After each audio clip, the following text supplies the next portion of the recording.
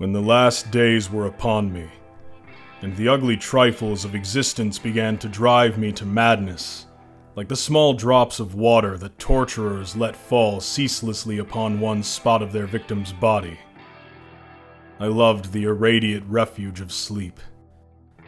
In my dreams I found a little of the beauty I had vainly sought in life, and wandered through old gardens and enchanted woods. Once, when the wind was soft and scented, I heard the south calling, and sailed endlessly and languorously under strange stars. Once, when the gentle rain fell, I glided in a barge down a sunless stream under the earth, till I reached another world of purple twilight, iridescent arbors, and undying roses. And once I walked through a garden valley that led to shadowy groves and ruins. I ended in a mighty wall green with antique vines, and pierced by a little gate of bronze.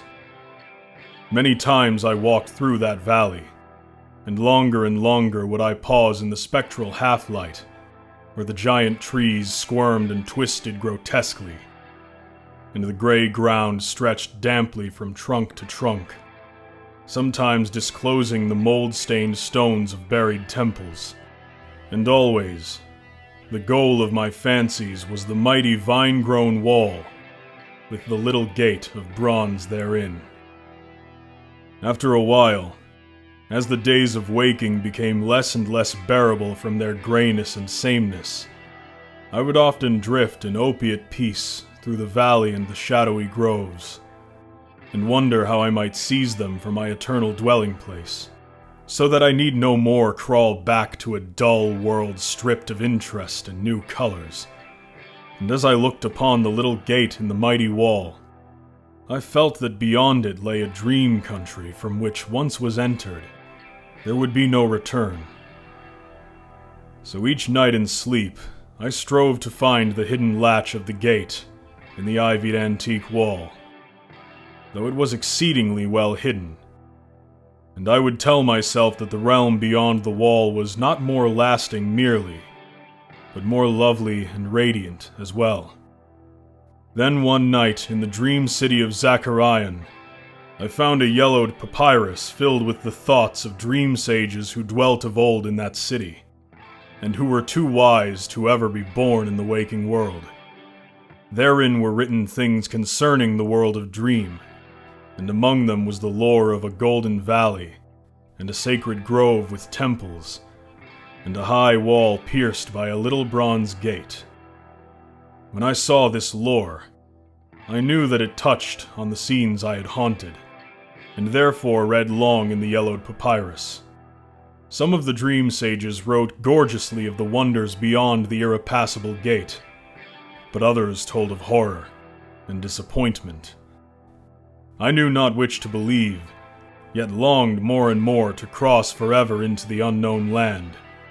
For doubt and secrecy are the lure of lures, and no new horror can be more terrible than the daily torture of the commonplace. So when I learned of the drug which would unlock the gate and drive me through, I resolved to take it when I next awakened. Last night I swallowed the drug and floated dreamily into the golden valley and the shadowy groves. And when I came this time to the antique wall, I saw that the small gate of bronze was ajar. From beyond came a glow that weirdly lit the giant twisted trees and the tops of the buried temples, and I drifted on songfully, expectant of the glories of the land from whence I should never return. But as the gate swung wider, and the sorcery of the drug and the dream pushed me through, I knew that all sights and glories were at an end. For in that new realm was neither land nor sea, but only the white void of unpeopled and illimitable space. So, happier than I had ever dared hope to be, I dissolved again into that naive infinity of crystal oblivion from which the demon life had called me for one brief and desolate hour.